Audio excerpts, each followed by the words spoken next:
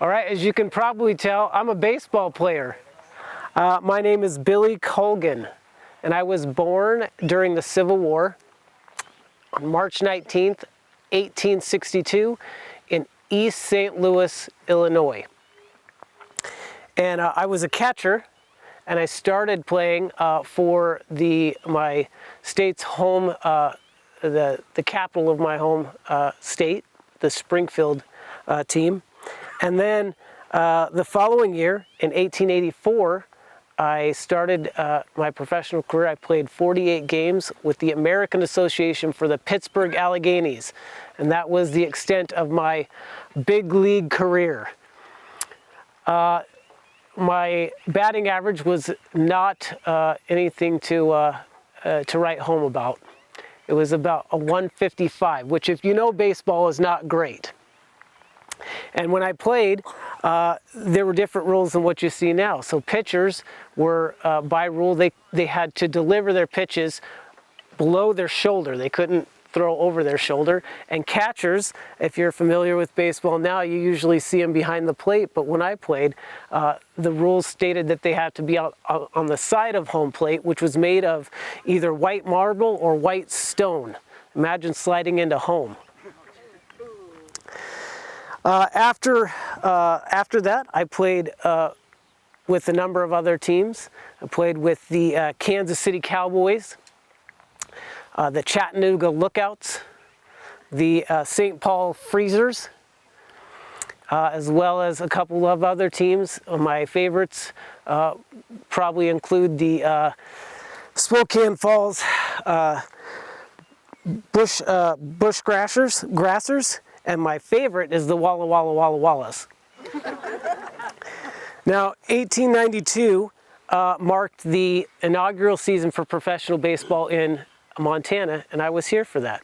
I started the season with the team from Butte, and then ended the season with Missoula when their catcher injured his fingers pretty badly. And then after that, he was bedridden with what they thought was blood poisoning after being spiked.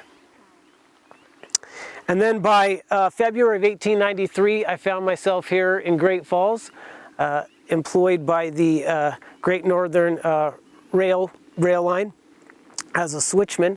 And then in August of 1894, I was promoted to foreman of the inside engines.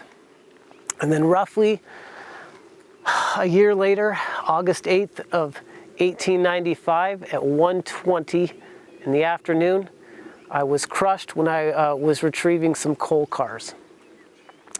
Now, they took my remains to the undertaking facility of W.C.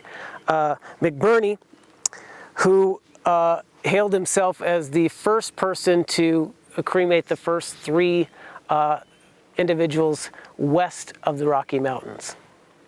My funeral was on August 12th at St. Anne's Cathedral, and the half-mile procession was full of mourners who wanted to bid their farewell to their friend and the first former major leaguer to be buried here in Montana. Now, 1 week before my untimely demise at the ripe old age of 33, I was playing for the Great Falls Town team against a team from Sand Coulee, and I happened to be playing third base, not catcher that day. But in the bottom half of in the home half of the 5th inning, the Great Falls Town team scored 7 runs. Most of those came when I came up to bat with the bases loaded and swung the bat as hard as I've ever swung it and hit a grand slam home run. Now, I endured myself to fans and sports fans and friends alike. They described me as a player with spirited and determined courage. I earned nicknames such as Billy, Little Will, and Shorty.